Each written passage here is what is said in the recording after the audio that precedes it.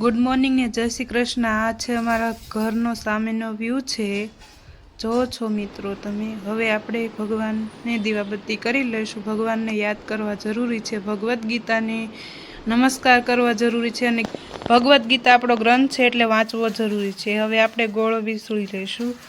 હવે આપણે ગોળાની સાફ સફાઈ સારી રીતે કરી લીધેલી છે, ગોળાની ફરતે સાફ કરી લેશું। હવે જગ્યા પાણી નાખીને સરસ એવું ક્લીન કરી લેશું।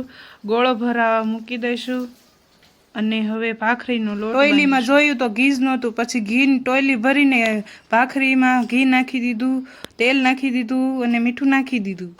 હવે આપણે મીઠું નાખીને લોટને સારો એવો બાંધી લઈશું।